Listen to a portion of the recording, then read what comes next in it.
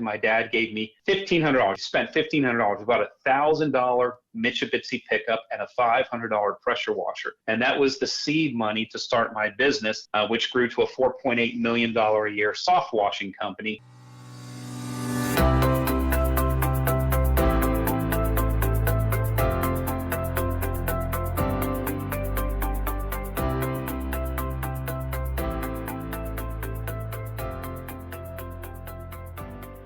Joining me here on the Bring on Success program is AC Lockyer, and he is an expert in many different fields. We're going to talk about his book today, The 5 Keys to Pattern Success.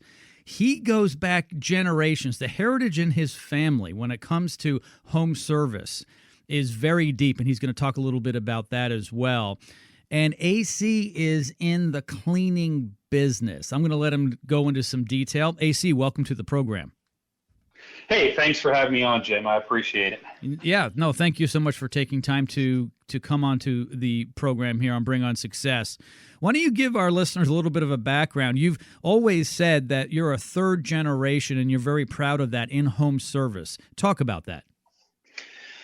Absolutely. So what I've done for a living is what is known as soft washing. And when I started back 30 years ago, it wasn't called soft washing back then, but I'm a cleaner.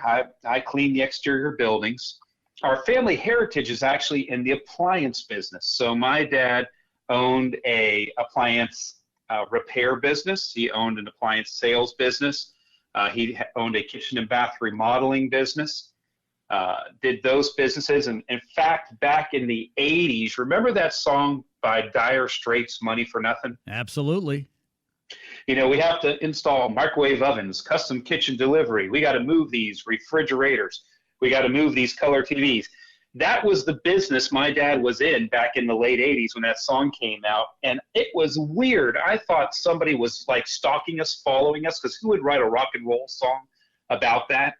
And that was the family business. I mean, we literally had a division that went to Montgomery wards and back in the day, all the places, Sears and all the places that sold appliances and big screen TVs and all, we would pick them up for the customer, deliver them to their homes, hook them up, dishwashers, paddle fans, microwave ovens, all that kind of stuff.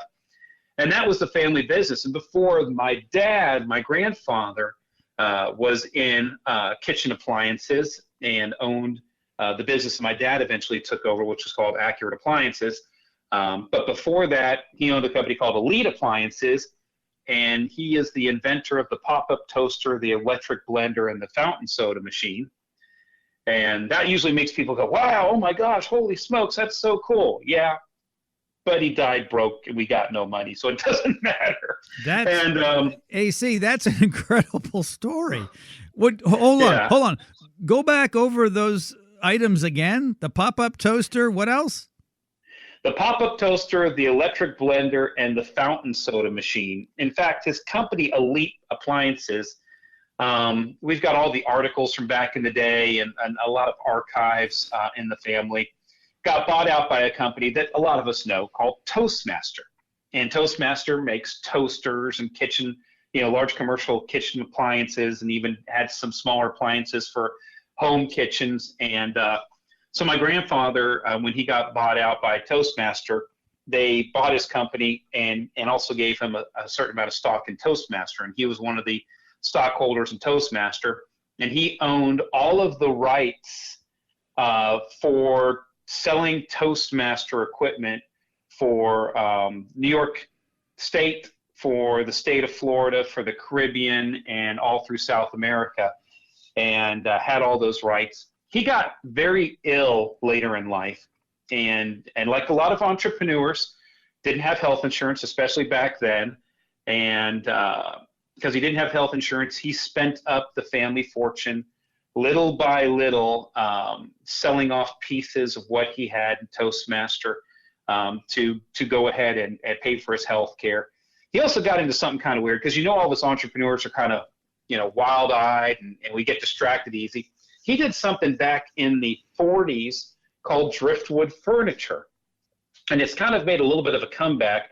But back then, you could just walk the beaches of South Florida and the Keys, and you would get driftwood that from a mahogany tree that fell into a river in Africa and floated down the river and came across the ocean and ended up on the beaches in the Keys. And he would turn it into tables and end tables. And one of the coolest things he did is, if you're old enough, you remember an actor named Errol Flynn. He was in all the swashbuckling movies and the sword fighting movies back in the 40s and 50s. Yeah, Robin Hood. Yeah, and he played Robin Hood, and very, very, very, very cool guy back in the black and white era, the golden age of movies. And so Errol Flynn had a house in the Bahamas, and he commissioned my grandfather to build a 20-foot long bar for his house in the Bahamas out of driftwood. So my grandfather got to jet set. He had a driftwood showroom up in New York and one in Miami and one out in California, and built all this furniture and got to rub elbows with celebrities and got distracted from the Toastmaster thing, as a lot of entrepreneurs did, and started selling that off because he thought driftwood furniture was going to be his big thing. And then he got sick and had to dump the driftwood furniture and sell the stock in Toastmaster. And when he died, when he got sick, my dad was 15 years old. My dad and his mom had to take over the family business and run it at that point.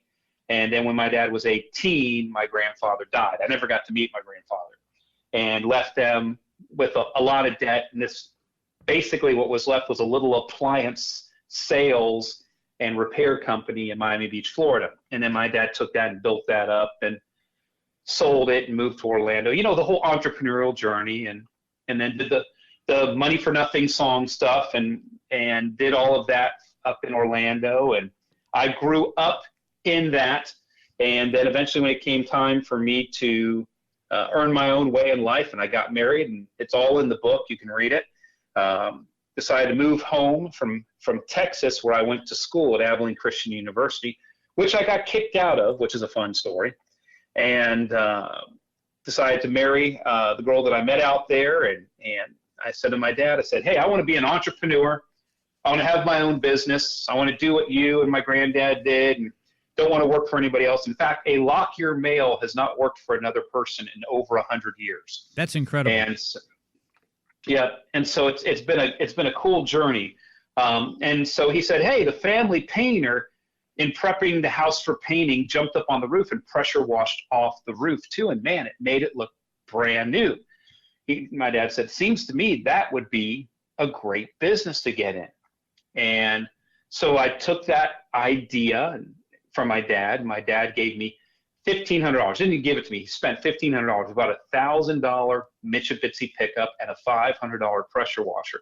And that was the seed money to start my business that later became Mallard Systems, which grew to a $4.8 million a year soft washing company in 8 years. I went from $83,000 my first year to $4.8 million by my 8th year in business, and grew that company. My dad at one point jumped in with me and helped me.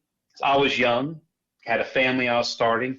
I was still in that owner-operator rut, and he kind of helped me with that, and brought in his wisdom and everything. We operated that together, grew it to $4.8 million, and the rest is kind of history from there. It's been a great ride, this whole entrepreneurial, be your own boss, go out and stake your claim thing. So, AC, you've never had a regular W-2 income job?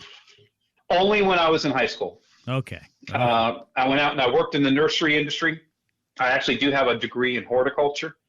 And so when I turned 15, I got a job down at the local nursery, plants, pulling weeds out of the plants and potting plants and, loading mulch into people's cars on Saturday and Sunday afternoons at the nursery. And I did that. I did some stuff in that industry for a little while. But when I went to college to actually become a preacher.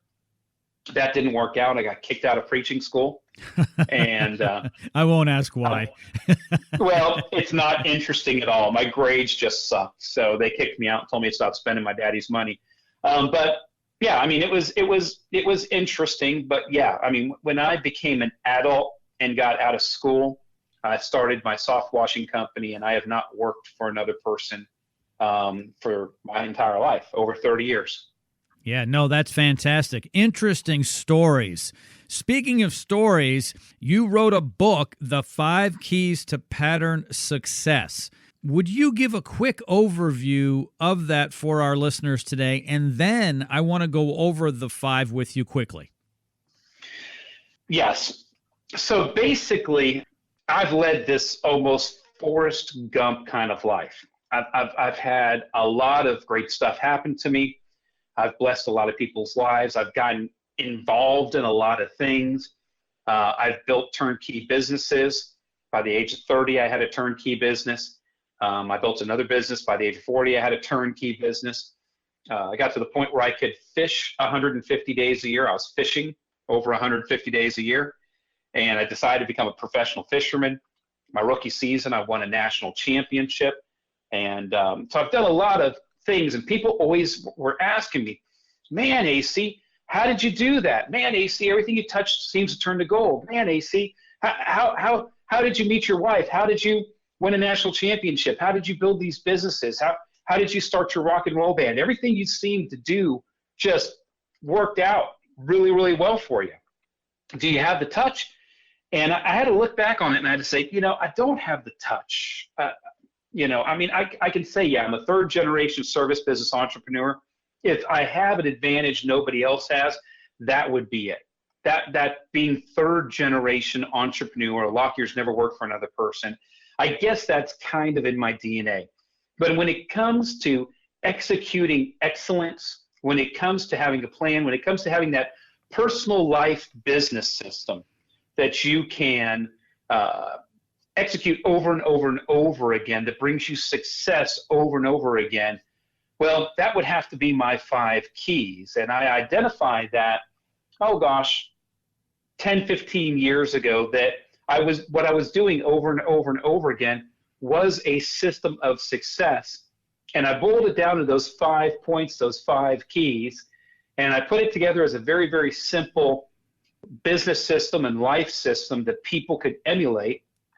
And I started sharing it with people, and people started using it. They were successful too. I mean, you have to put gas in the engine, and you have to put effort behind it. I call it the heat behind the ball. You have to work it, but if you work it, it works for you every time. Absolutely. When you put a program together, a system that works, you do it over and over again, whether it's something you're doing to physically train, maybe lose weight, to learn a new instrument. You've got to understand how that works. Then you've got to apply, and apply is a big part of it. You have to actually do it.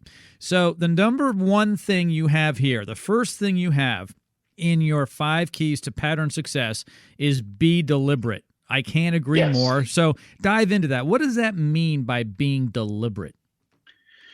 Well, being deliberate simply means that you have to set a goal. You have to have a plan. You have to put that plan in writing. You have to put it to paper. You have to come up with what that goal is going to be. It's that thing that you want to accomplish.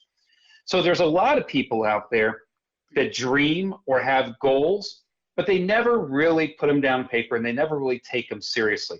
And what I'm saying is, if you're going to do anything in life, at least anything in life that's worth doing, you have to do it excellently. You have to put together a plan. You have to decide, I am going to actually pursue this. So I just tell people, when you're living your life, live it deliberately. Be deliberate. Don't just float around aimlessly through life. Actually go after the things that you want.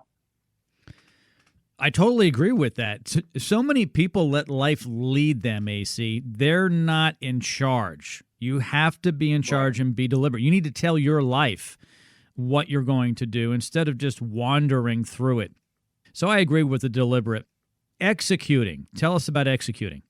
Well, executing is the hardest thing. If you actually look at your hand, and I use a hand to actually, so that you can take your left hand, turn it around and look at it. And we're going to go from thumb to pinky, left to right across the hand. Be deliberate would be your thumb. Execute would be your index finger, your pointer finger. And when you look at your hand, you realize in all the gaps between your fingers, the be deliberate and execute, the having the plan and actually doing the plan, is the widest gap. And You and I were talking before the call about one of our mutual friends, Howard Partridge. And Howard Partridge, his big thing that he talks about, and I didn't know what that gap was. I knew there was a gap there. I talked about the gap, but it wasn't until I went to a Howard Partridge conference I realized there was a name for the gap. And that name for the gap is that failure to implement, that failure to execute, that failure to get off the blocks and actually execute your vision or your goal or the steps to make that happen, that failure to implement.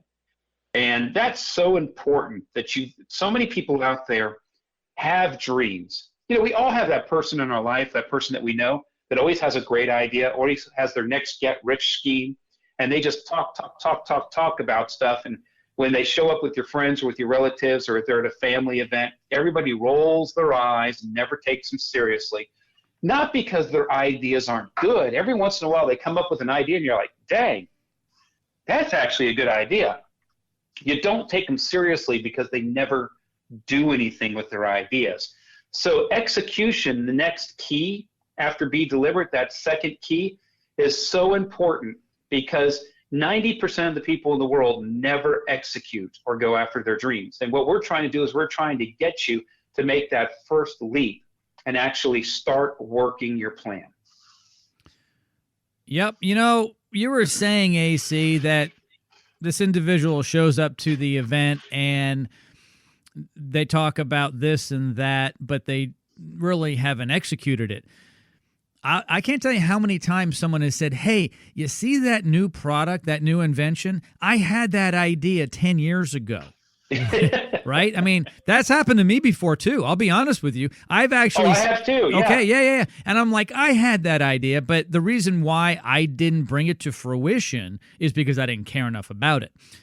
For me, obviously, if I felt that it was that important to bring it to market, I would have. And then there are a lot of things that I've actually executed that no one else ever has, and are like, that's unique. I'm like, yeah, it was my idea, and I brought it here to market. Right. And so I totally agree. You've got to execute. That is critical. The next step here in the 5 keys to pattern success is analyze. What does that mean? Mm-hmm. Analyze what?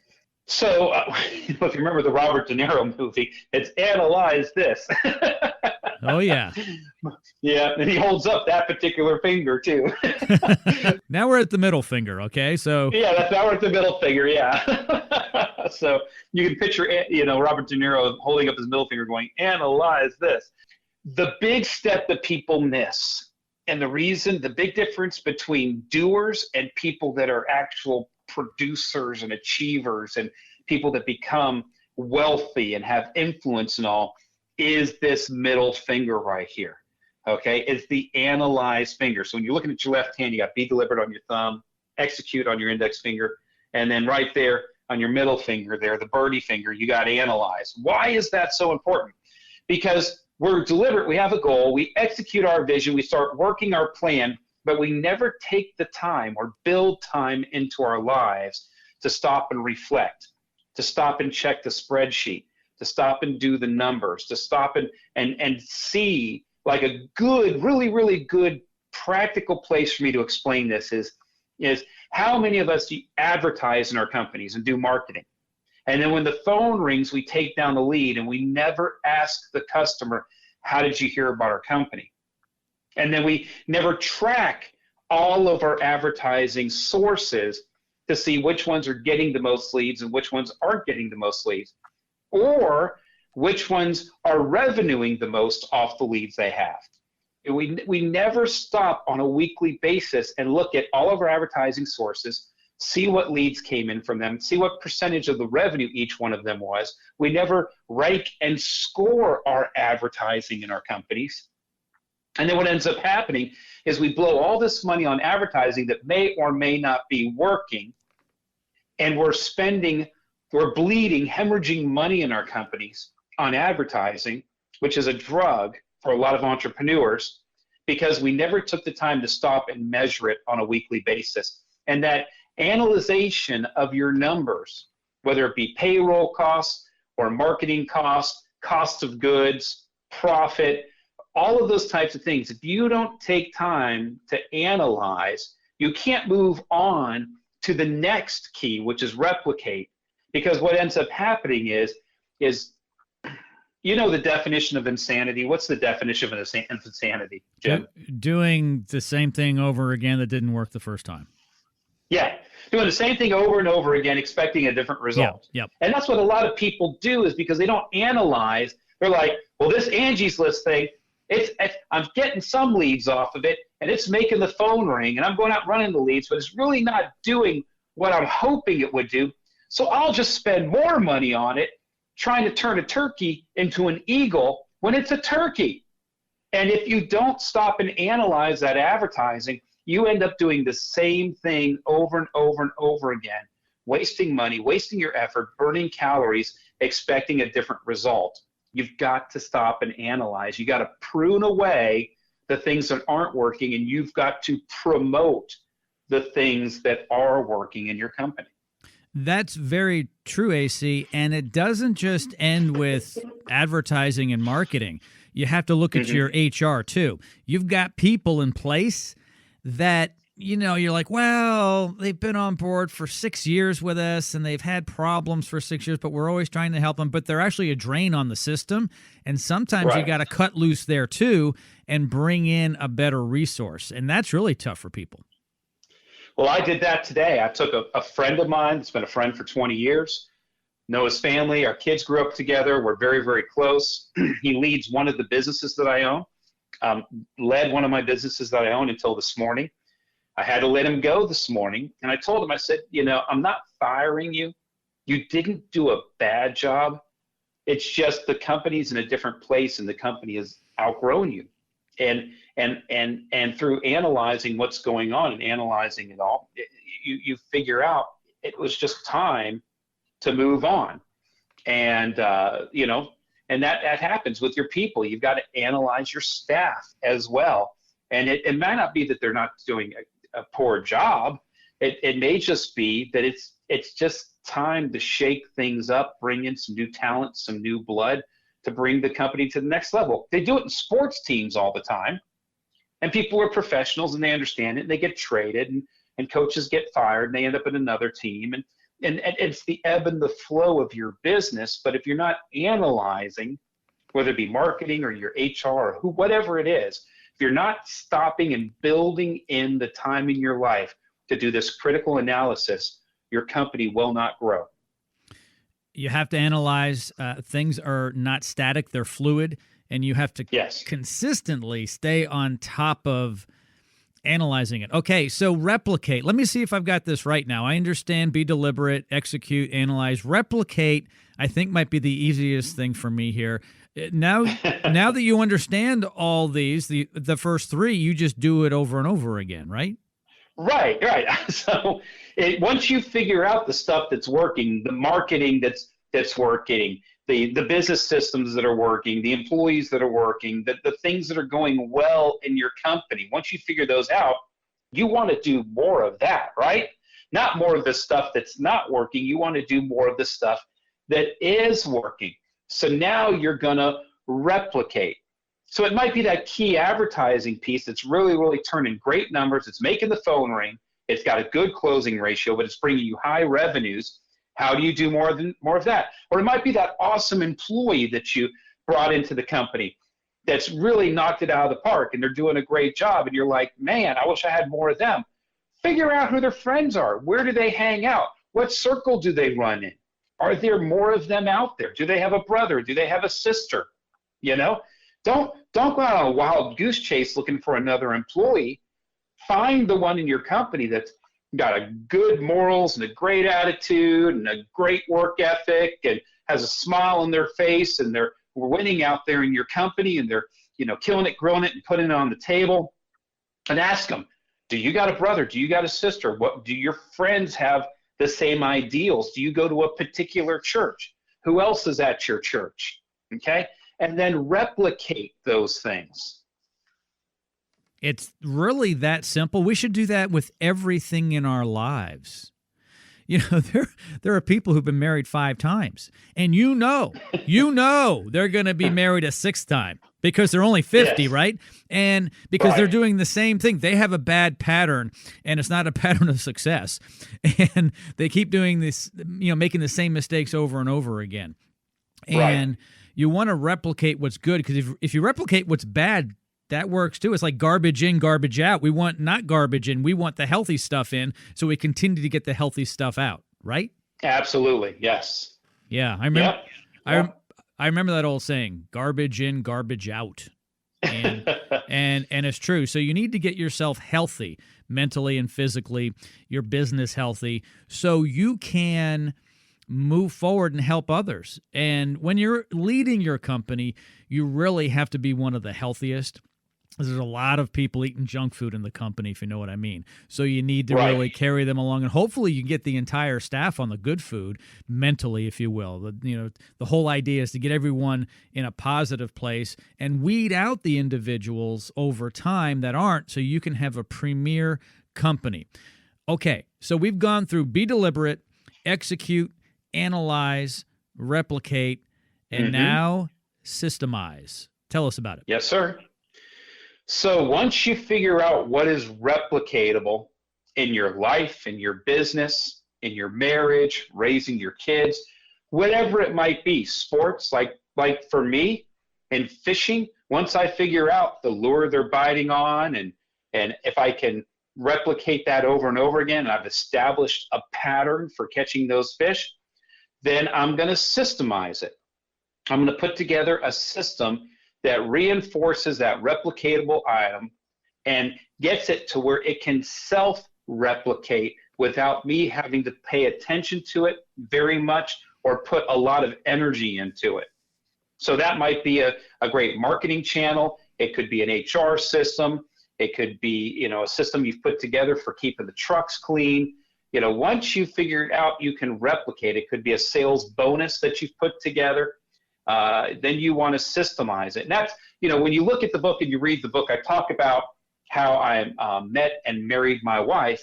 And it's because I've got a thing for redheads. And now I've got a thing for one redhead. My wife always corrects me when I say that. AC, be careful. I don't want you being. Careful, I don't want right. you being that guy who's been married 5 times now.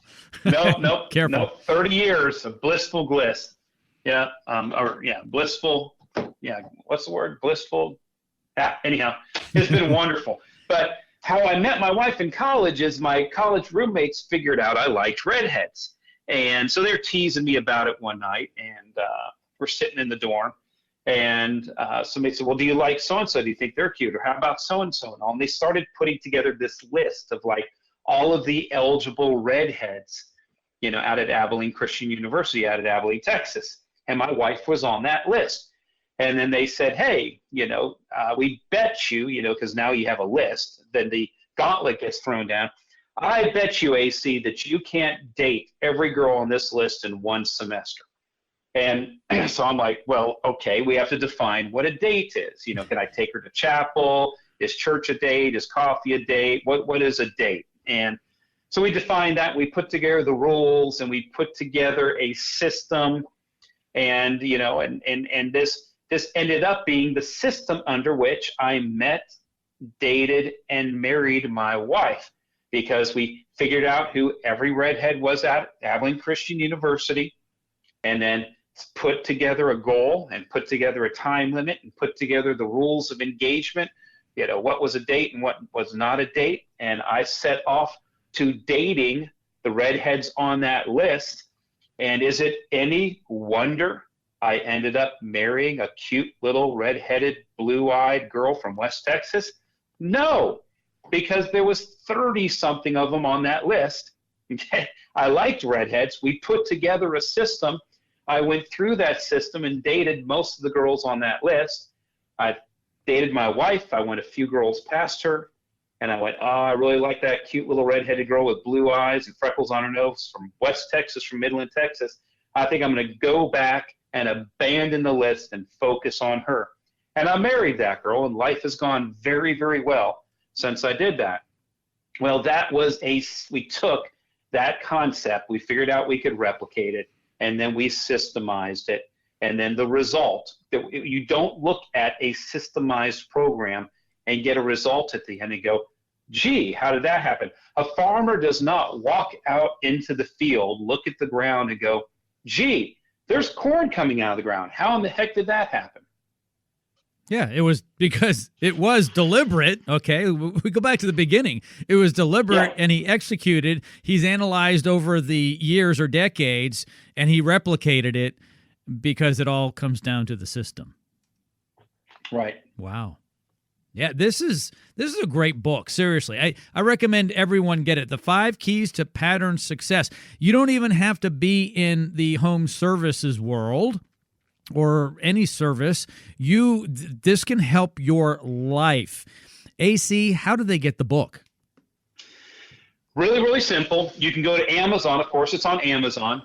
I'm finishing recording the audio book. I've been in the studio the last 5 weeks, 3 hours at a time, doing the audio version. It's getting finished up this Friday. It'll go into editing, and then it should be up on Audible by the end of September. And so you'll be able to get it on Audible. Or if you'd like to, you can go to any of my companies, whether it's Softwash Systems or Disruptor Manufacturing, go to their web pages. Like for Softwash Systems, it'd be softwashsystems.com. Go up there and click the Buy Now button. Takes you to our shopping cart system, and the book is also on our shopping cart system. Or you can catch me on the road. I'm going to be at the Experience next week in Las Vegas. I'm going to be at Clean Shield in Houston the 2nd of October. I'm going to be mid-October at Power Clean. I'm going to be at RoofCon in November.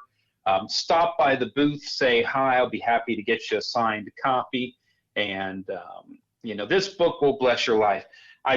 We took this book and we divided it into these 5 sections. In each section, I introduce the principle, like be deliberate. I tell you a story about how I was deliberate in my personal life, and then I give you a system that works with being deliberate.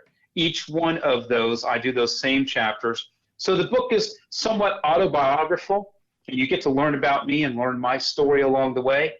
There's a little bit of romance in it, so the ladies will like to read it.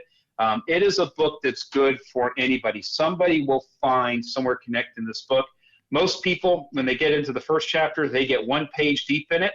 And if you're an Ozzy Osbourne fan, you will like this book. Yes, there are references to Ozzy and AC's background in music. So it's very interesting. It is not a bland book at all. The 5 Keys to Pattern Success. Replicate success at will in your personal and business life. AC Lockyer. AC, thank you so much for joining me here on Bring on Success. I really appreciate it. Absolutely. It was great.